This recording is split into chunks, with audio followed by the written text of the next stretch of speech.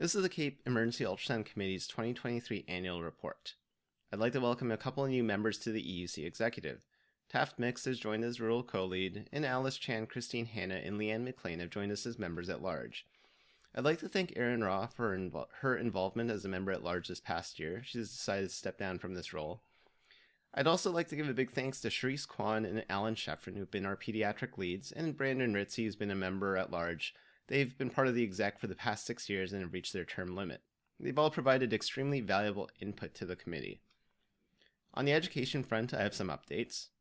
We put on a couple of excellent National Grand Round sessions. Back on November 23rd, our rural co-lead Rafiq and Danny hosted a rural POCUS session.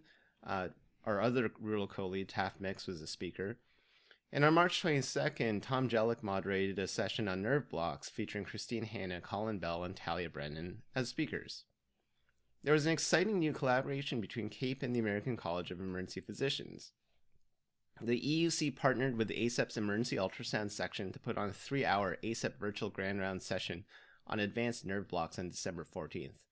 We were extremely well represented by Tom Jellick and Talia Brennan, who were speakers for this event. The return of the Sono Olympiad to the CAEP conference in Quebec City was a fantastic success.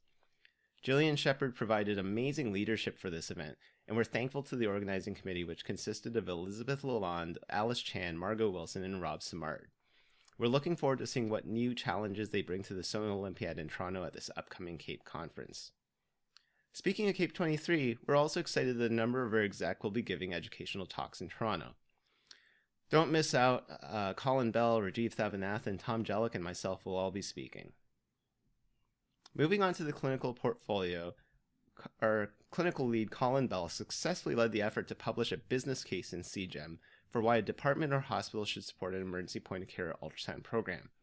We believe this is a valuable resource for any emergency group in Canada that's interested in developing and implementing a POCUS program for the department. You can link directly to the paper with the QR code. Tom Jellick's leading the CAEP Emergency Ultrasound Management course, which will take place in person in Toronto at CAEP 23. As part of the management course, we will have an industry roundtable event where we bring ultrasound industry representatives together with POCUS experts and users in one place.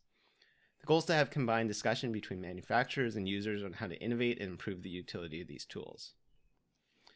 On the research front, the CAEP EUC has partnered with members from the Canadian POCUS Fellowship Collaborative to create an academic series called the POCUS Literature Primer. The goal of this project is to identify the top 5 most influential papers for each POCUS modality or clinical application. We're trying to help the average emergency physician, resident, fellow, trainee hone in on the most important POCUS papers to be aware of and to better inform us on the evidence behind our use of POCUS. Thus far, we published the first 2 papers in this series in the journal Curious. We've covered the topics of FAST and EFAST, as well as renal and biliary POCUS. You can find the links to these with the QR codes on screen. We also had the opportunity to provide research mentorship to a group of med students in Ottawa who'd taken an incredible amount of initiative to organize a national medical student-led POCUS conference and put together a manuscript based on the recommendations for this. I'd really like to applaud Sasha Weil and Daniel Picard on this effort. The EUC provided them with mentorship and editorial assistance and helped them publish their paper in the POCUS journal. You can check it out with the QR code on the slide. We're excited to unveil our EUC Research Award winners at CAEP 23. We had the privilege of handing out these awards for the first time last year under the categories of Best Systematic Review, Prospective Study, Retrospective Study, Education Research, Administrative Research, and Case Report or Case Series.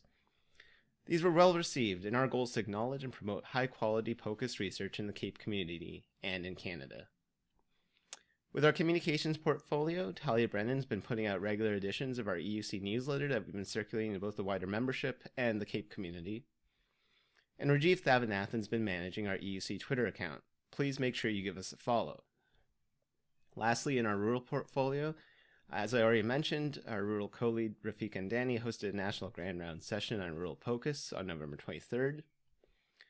The Rural POCUS Survey Project has completed data collection, and the team, which includes Rafiq, Jillian, and Tom, are hard at work on analyzing the data.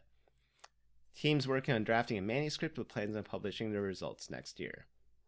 As usual, it's been an absolute privilege to chair the EUC, and I look forward to seeing what our dynamic committee accomplishes in the upcoming year.